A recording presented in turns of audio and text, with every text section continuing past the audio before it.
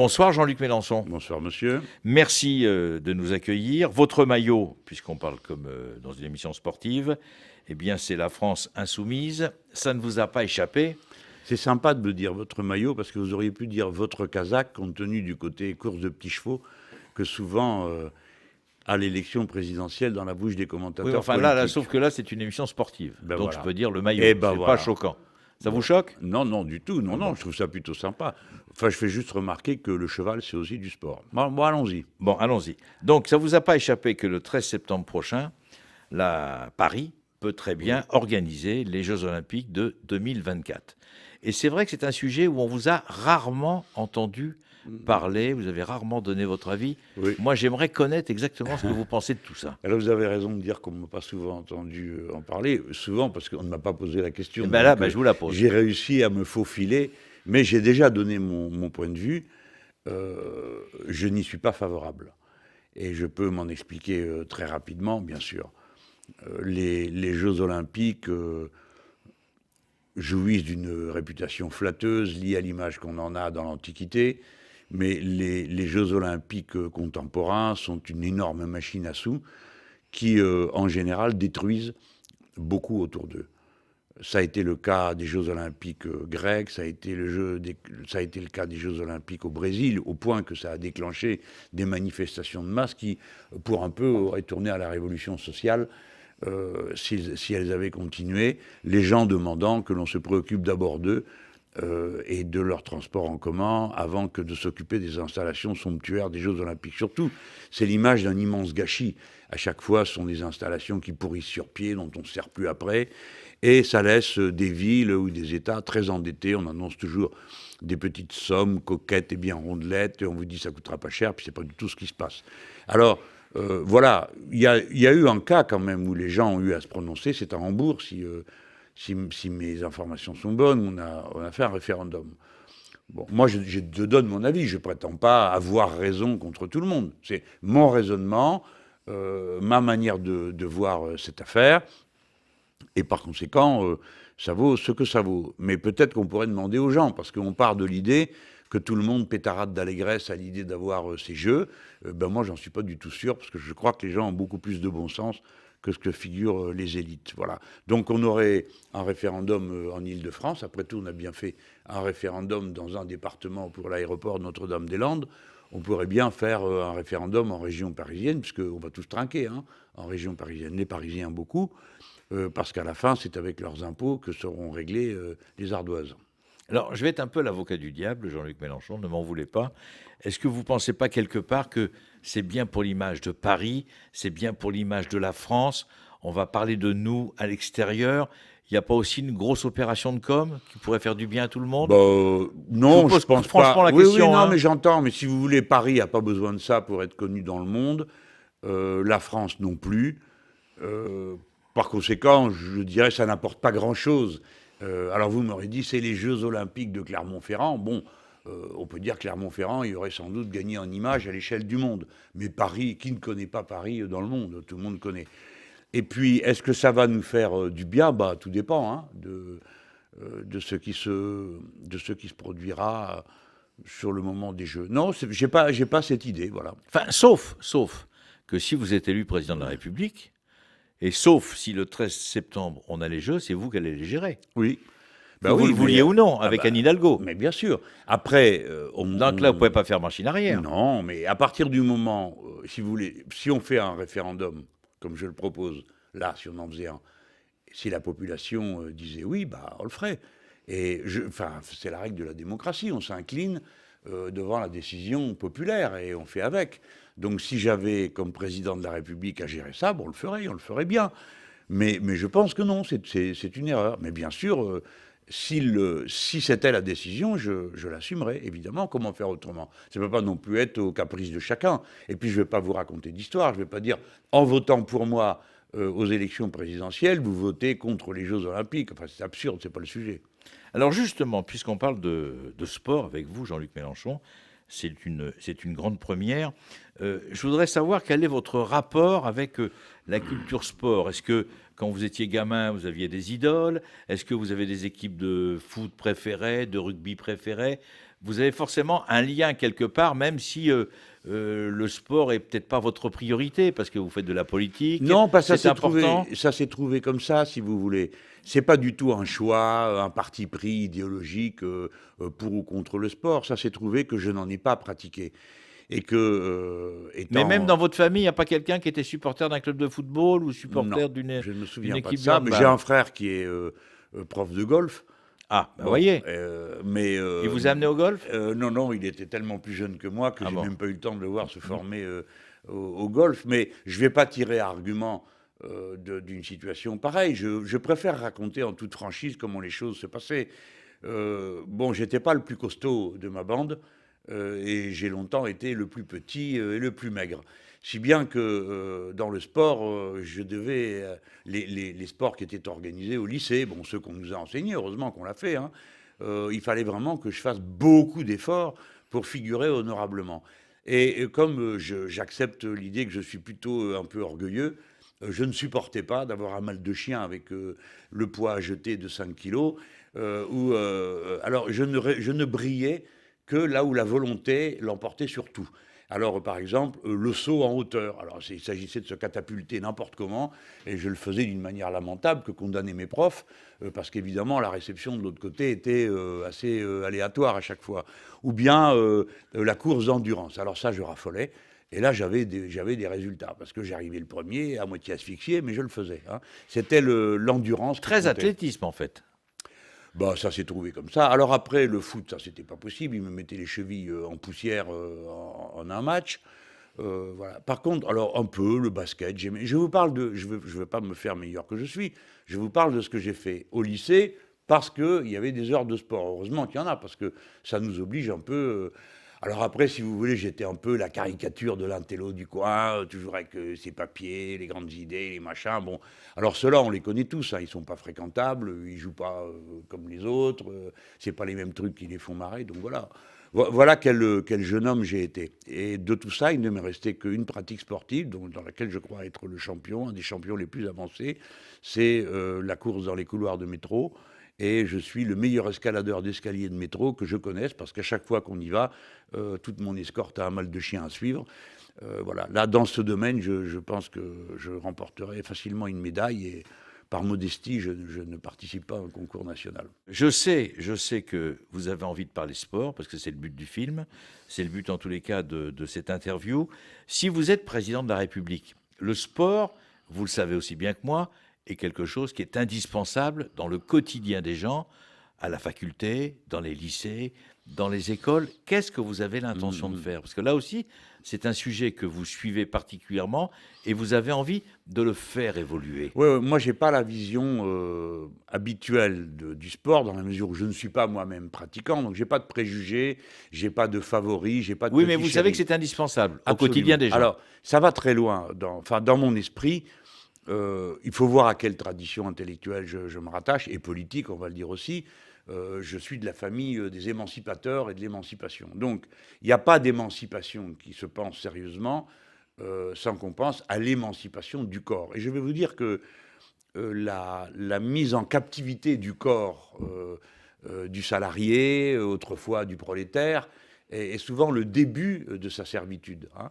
Le corps est toujours l'ennemi, l'inconnu ou l'objet de la brimade des dominants.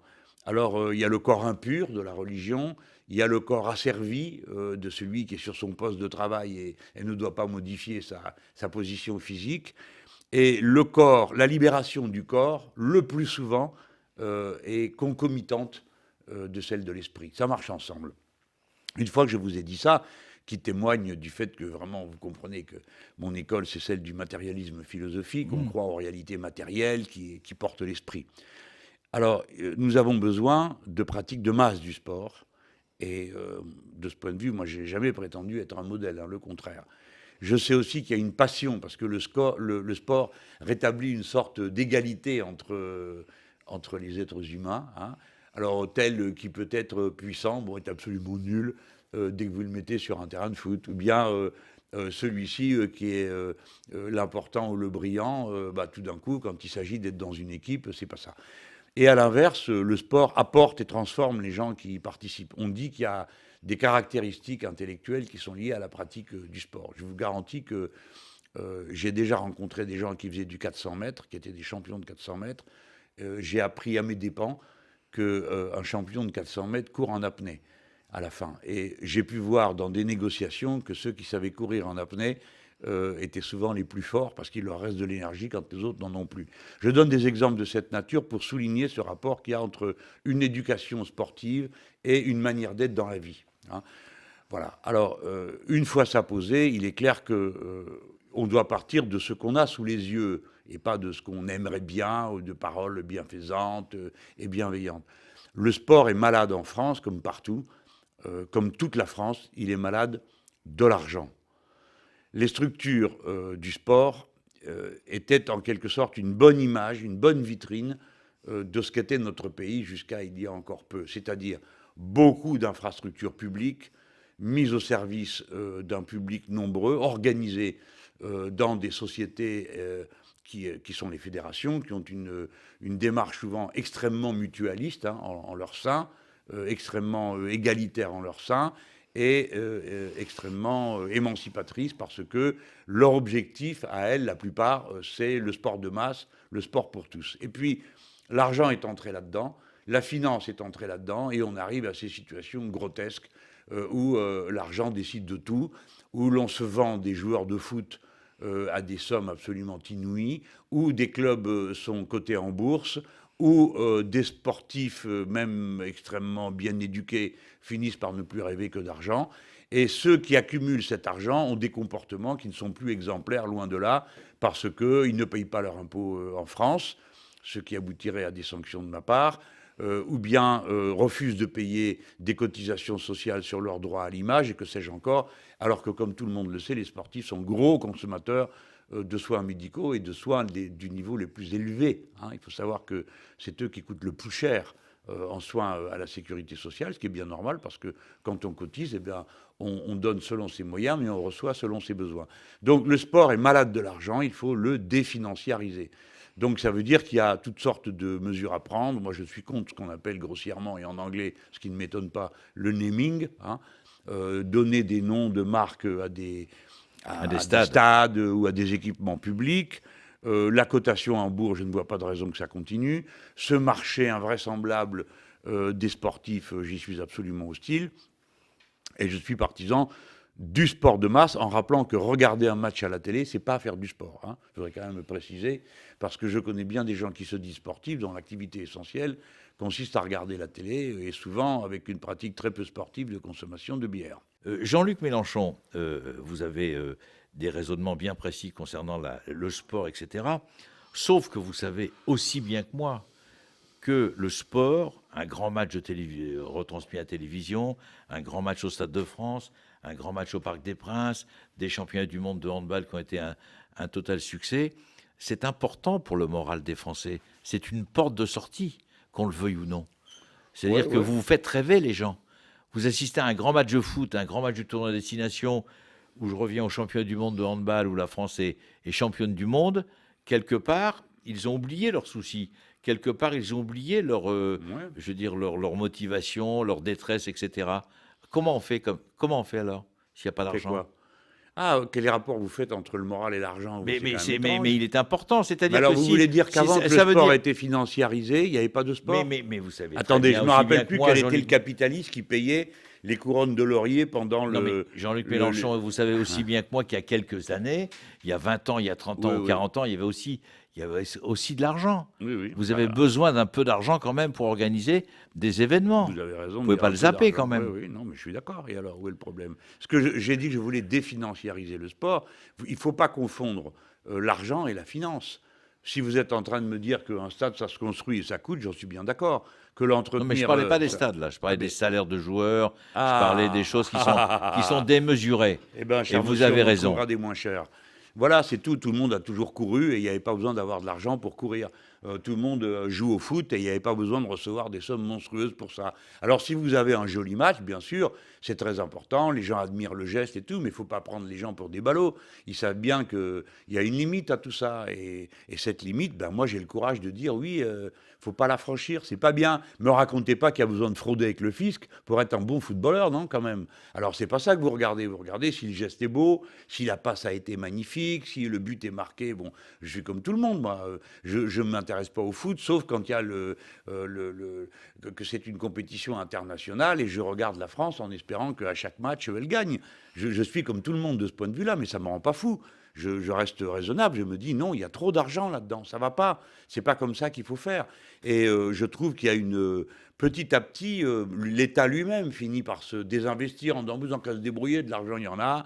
Bon, alors ça donne quoi? Ça donne que vous n'avez même plus un ministère des Sports, vous avez un secrétariat des Sports. Et sur cette pente-là, vous verrez qu'il n'y aura plus rien. Bientôt, on dira, mais c'est une activité privée, qu'est-ce que l'État vient faire là-dedans? Et vous aurez toujours quelqu'un pour dire, ah ben oui, c'est pas une activité de l'État, il y a plus urgent. Ben non, il n'y a pas plus urgent. Et dans les collectivités locales, on voit bien, quand les dotations de l'État diminuent, eh ben les deux premiers postes qui souffrent, c'est la culture et le sport. Alors on ne va pas repeindre le gymnase ou les vestiaires du gymnase, et puis on va supprimer les subventions au club de théâtre. C'est toujours la même musique, hein. C'est toujours comme ça que ça se passe, parce qu'il y a des gens qui croient que le sport et la culture, ben, c'est du supplément. Eh ben non, ça commence par là. Dans la vie de beaucoup de gens. Donc définanciariser ne veut pas dire que ça n'aura pas lieu. C'est le contraire, ça aura lieu dans d'autres conditions. Vous allez me dire que le rugby est plus intéressant maintenant que lui aussi il est devenu professionnel et qu'il commence à circuler de l'argent là-dedans. Non, bien sûr que non. Ne me racontez pas d'histoire. Le rugby, c'est un des matchs, c'est un des sports que je suis à la télé. Donc me racontez pas d'histoire. Je l'ai vu quand j'étais plus jeune, il n'y avait pas de sous et c'était aussi passionnant que ça l'est maintenant. Donc par contre, les errements auxquels ça a donné lieu, alors ça, bonjour. Hein. Alors vous avez des équipes avec des gens payés comme des millionnaires, plus que des millionnaires. Vous avez, les mêmes ne veulent pas payer leurs droits à l'image, leurs cotisations sociales dessus. Après ça, ils ne payent pas leurs impôts en France, mais ils jouent dans l'équipe de France. Alors avec moi, je annonce général. Celui qui ne paye pas ses impôts en France ne jouera pas dans l'équipe de France. Bon. Alors ça vaut pour les joueurs, ça vaut aussi pour les membres des fédérations. Hein. À bon entendeur, salut. On paye ses impôts en France et ses cotisations sociales en France. Voilà des abus que je veux montrer du doigt et pas participer aux côtés. Dans le sport, tout le monde est beau, tout le monde est gentil, tout le monde est sympa, tout le monde est sportif, parce que c'est pas vrai. Jean-Luc Mélenchon, est-ce qu'on peut comparer votre campagne, la campagne de vos adversaires, comme un match, comme une compétition sportive? Vous êtes obligé de vous préparer, vous êtes obligé de faire attention à votre alimentation, vous êtes obligé de calculer vos heures de sommeil, vous êtes obligé de gérer votre emploi du temps comme un sportif de haut niveau. Vous êtes assez d'accord avec moi? Sur cet aspect, oui. Vous avez raison, il y a une dimension de préparation physique, d'endurance, peut-être que je comprends mieux maintenant ce qu'est un sportif depuis que j'en suis à ma deuxième campagne présidentielle, parce que je comprends que c'est à la fois la précision de l'esprit, et dans le geste du sportif, il y a quelque chose qui doit être porté à son paroxysme entre l'esprit et le corps. Hein. Bon, quand c'est le moment. Pourquoi je vous ai posé cette question? Parce que je vous trouve affûté. Donc vous vous êtes préparé, forcément. Oui. Vous avez fait attention. Alors je fais attention, c'est la nourriture, c'est le nombre d'heures de sommeil. Dès que je sors des clous, je sais que je suis en dehors des clous. Là, une campagne électorale déclenche des réactions physiques différentes suivant les individus. Hein. Vous en avez qui tout d'un coup fondent, maigrissent, et puis d'autres qui ont tendance à prendre du poids, ce qui est mon cas. Parce que les giclées gigantesques d'adrénaline, dans le moment de la décision de tactique, ou un événement aussi bouleversant physiquement qu'un meeting, hein, quand vous avez 2, 3, 4 000 Non, mais le personnes. meeting, c'est un match, hein. Attention. Hein. Il y a de ça. D'abord, il faut tenir. Vous avez vu que je ne lis pas mes discours, donc il faut que la mémoire soit à son top. Et la mémoire, alors là, je vais vous dire, les amis, ça dépend du corps. Hein. C'est pas quelque chose qui est enfermé dans la boîte du crâne. Hein. On n'apprend pas. Non, le corps entier est appelé à la rescousse. Dans un meeting comme ceux que je fais moi, je perds 1 kilo à peu près d'eau hein, du corps. Je me suis amusé une fois à le vérifier. Donc, non, c'est une épreuve physique. Oui, c'est une épreuve physique. Et compte tenu de mon âge, j'ai 65 ans, j'ai intérêt à faire attention et à être tout le temps au top, hein.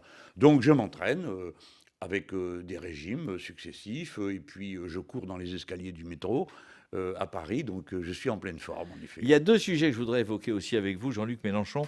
D'abord, le bénévolat dans le sport. Il est indispensable, et vous le savez aussi bien que moi, il disparaît doucement, mais sûrement, tranquillement. Il n'y a plus de bénévoles. Il faut aider les bénévoles si vous êtes président de la République. Il faut les aider, il faut leur donner un statut.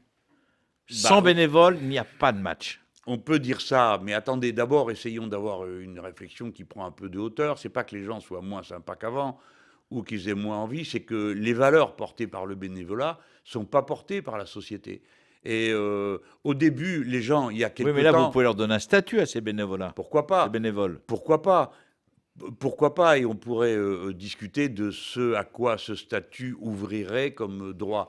Mais ce que je voudrais pas, c'est être l'homme qui introduit l'idée que le bénévolat serait en quelque sorte, d'une manière ou d'une autre, rémunéré, ce qui est absurde, les deux mots vont pas ensemble. Mais je demande qu'on y réfléchisse.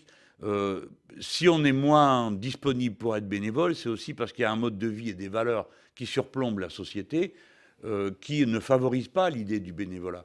Alors, j'en parle d'autant plus facilement que si quelqu'un doit quelque chose de bénévolat ici, c'est moi. Parce que ma campagne, elle est portée à 90% par des gens bénévoles. Et comme vous le savez, les bénévoles ne sont pas forcément des amateurs. Mais vous avez raison, il n'y a pas de sport de masse. Hein, on parle du sport de masse. Pas seulement du sport d'élite. On connaît le lien qu'il y a entre les deux. Hein, le sport d'élite entraîne le sport de masse. On sait tout ça. Alors, ce qu'il faut aussi, après, c'est pas tout sacrifier au sport d'élite. Mais nous, notre idée, notre vision, c'est le sport de masse. Moi, j'en suis resté à Léo Lagrange. Hein. Le problème, c'est de mettre des millions de gens dans la pratique sportive. Je ne suis pas sûr qu'on en prenne le chemin, en laissant le sport se financiariser. Mais vous avez raison, tout part du bénévole, du gars ou de la fille qui amène son gamin et qui, du coup, s'intéresse à la vie du club. Et en effet, si les fédérations sportives ont des propositions à mettre sur la table à propos des bénévoles, moi, je suis d'accord pour qu'on commence par discuter de ça. On commence par discuter de tout ce qui favorise la diffusion du sport de masse. C'est comme la culture. L'objet, c'est qui produit. On peut pas avoir du sport de masse si on n'a pas des gens qui, par leur pratique du sport, incarnent une élite au sens de la perfection du geste ou la perfection de la tactique dans un match. Mais ensuite, il ne faut pas perdre de vue que l'essentiel, c'est pas qu'il y en ait un qui brille, c'est qu'il y en ait des millions qui le fassent. Et la parité dans le sport? Alors déjà, je vais vous dire une bonne chose. Tout à l'heure, j'ai oublié. Oui, bah, je pense qu'à ça. Je pense qu'à ça, c'est une façon de parler. Hein. Tout à l'heure, il y a quelque chose que j'ai oublié. Je voudrais dire quelque chose de bien précis. Que ceux qui vivent du monopole des diffusions audiovisuelles se disent qu'avec moi, la musique va changer. Je ne suis pas d'accord pour la propriété privée du spectacle du match. Et il y a des pays où mes amis ont pris des mesures radicales sur ce thème. C'est-à-dire ont ouvert complètement la diffusion à qui voulait bien diffuser. Je sais que ça pose d'autres problèmes financiers, mais je voudrais faire remarquer le caractère immoral qu'est l'appropriation privée d'un spectacle. Et c'est pourquoi je rentre dans votre question par ce bout-là, parce que sur les 27 matchs, en quelque sorte, en clair, matchs ou prestations gratuites que doivent fournir les systèmes audiovisuels, j'observe que ce n'est pas paritaire et je pose la question pourquoi. Donc je sais que ce que je ferais si, dans une période intermédiaire, si on ne trouve pas le moyen de financer autrement les fédérations, mais au minimum on peut demander que sur ces 27 prestations, il y en ait autant d'hommes que de femmes. Pourquoi il y a la finale du foot des hommes et pas celle des femmes? Et ainsi de suite. Je pense que le milieu du sport n'est pas plus machiste qu'un autre, il ne faut pas raconter d'histoire. Hein. D'abord, ça a quand même été parmi les premiers endroits où il y a eu de la mixité. Par conséquent, on ne va pas leur jeter la pierre, c'est pas juste. Même maintenant, il faut faire le grand bond en avant et passer à la mixité. Alors peut-être que vous le savez, mais en début de semaine, pour la journée internationale de la lutte pour les droits des femmes, le 8 mars, moi j'étais dans un club de boxe féminine à Marseille, parce que je voulais montrer d'abord une image non victimaire des femmes, une vision combative, Mais je voudrais dire que ce type de pratique sportive portée par des femmes modifie non seulement le caractère des femmes qui y participent, mais modifie aussi le regard que les autres portent sur elles à l'endroit où elles vivent. Et ça, c'est la magie du sport. Dernière question, Jean-Luc Mélenchon. Si vous êtes président de la République, il y aura un ministre de la Jeunesse et des Sports ou un secrétaire d'État au sport? Bon, je pense que ce serait malin de ma part que je vous réponde un ministre, et c'est en effet l'idée que j'ai. Moi, je suis dans le souvenir d'un ministre des Sports qui m'avait assez fasciné, qui est Marie-Georges Buffet. Parce que c'était la première fois que je voyais quelqu'un qui faisait à ce point le lien entre... mais un lien positif, vous voyez, pas un lien bêta de propagande, hein, mais qui faisait un lien entre une vision politique de la société et une vision du sport. Elle a laissé un souvenir formidable. Je crois, oui. Oui, mais d'abord, elle nous a tous impressionnés dans sa manière de faire, dans sa... Et puis après, je veux dire, elle reste une militante du sport de masse, hein, aujourd'hui.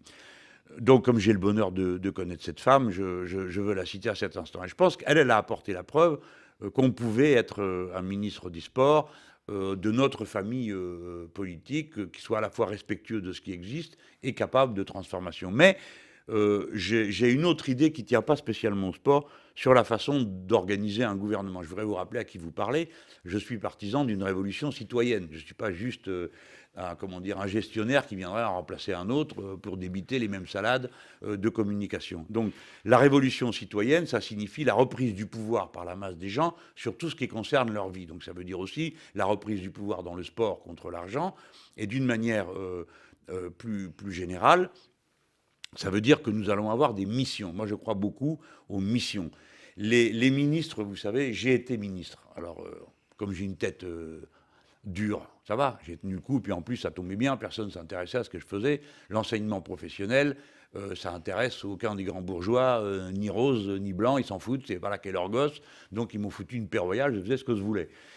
Mais j'ai quand même eu le temps de m'apercevoir de ce qu'était la machine de l'État, qui est utile, qui sert et obéit quand on lui demande d'obéir. Hein. Si on ne lui demande pas, elle fait ce qu'elle veut. Et bon, alors elle entretient. Mais vous savez, souvent les ministres sont des prête-noms provisoires. Là, je vous ai cité Marie-Georges Buffet parce qu'elle n'était pas un prête-nom. Mais sinon, je connais trop la musique. Hein. Par exemple, vous prenez comme ministre des Sports quelqu'un qui n'en fait pas. Comme ça, vous êtes tranquille, le temps qu'il réalise, on passera au suivant. Et ainsi de suite. Hein. On met on met quelqu'un qui ne connaît pas, donc du coup, c'est son directeur de cabinet qui commande, lequel est directement rallié au Premier ministre. Je ne crois plus à ça. Je ne crois pas qu'on peut... Dans l'état dans lequel est le pays, hein, il y a d'autres moments de l'histoire où non, c'est plus calme, bon, on fait les choses... on l'a fait traditionnellement. Plus sereinement. Voilà, je dirais, bon, sans trop chercher à chatouiller les gens. Là, il va falloir mettre un coup de collier, et je crois beaucoup aux missions confiées à des hauts commissaires, c'est-à-dire des gens qui ont un but, on leur dit, toi, tu vas changer ci et ça, hein, et tu as 2 ans ou tu as 1 an et demi pour le faire. Il le fait, et après, au revoir. S'il a bien fait le travail, on lui confie un autre haut commissariat, où il peut retourner chez lui, hein, aussi, c'est pas interdit. Mais on passe d'une mission à l'autre, et celui à qui vous avez passé la mission passe pas son temps à se demander le combientième il est dans le tableau des ministres, parce que je vois dans votre regard que vous ne savez pas ça, mais il y a un tableau des ministres. Alors moi j'étais le numéro 21. Et quand vous êtes le numéro 1, bah, vous passez votre vie à rêver d'être le numéro 18. Hein. Bon, voilà. C'est-à-dire qu'il y a une espèce de compétition permanente, les gens se regardent en coin, tout ça pour moi, c'est pas par ce bout-là que je vais attraper la situation. Donc il y aura un ministre, sauf où il y aura un ministre et des hauts commissaires chargés de régler un certain nombre de questions qui, dans le sport comme ailleurs, peuvent être des questions bouchons. Vous savez, tant que vous n'avez pas réglé un truc, vous n'avez pas réglé. Par exemple, là, vous venez de prendre la question du bénévolat. Bon, alors on va faire des phrases tous les deux sur le bénévolat, on va dire que bravo, c'est bien, c'est important et tout, très bien. Où sont les problèmes? On peut les repérer, on va vite les repérer. Il y a 3-4 points de blocage. Donc moi, je suis pour dire, ben voilà, on nomme quelqu'un qui va déverrouiller ça en 1 an. Hein, voilà. Il n'est pas là pour toute la vie, il n'est pas là pour faire le kéké, hein, il est là pour régler un problème et puis après rentrer à la maison. Voilà comment je vois la vie politique. Moi, j'aurais bien aimé aussi rentrer à la maison. Merci Jean-Luc Mélenchon. À bientôt. C'est très gentil. Je ne suis pas parti pour rentrer à la maison. Là, oui, non, mais là, vous avez encore... bah oui, vous êtes en campagne, ça se passe hein. bien. Vous allez être élu président de la République. En tous les cas, c'est ce que vous souhaitez. Les couleurs, vos couleurs, la France insoumise. Et moi, je suis très heureux d'avoir passé ce moment avec vous parce que c'est la première fois depuis je ne sais pas combien de temps, même quasiment jamais, que vous parlez sport pendant près de 20 minutes sur une chaîne de radio. Ah, merci à vous. Une grande première. Et m'en avoir donné l'occasion. J'espère ne pas avoir dit trop de bêtises. Non, vous avez été parfait et merci. Je vous souhaite bonne chance. Merci, monsieur.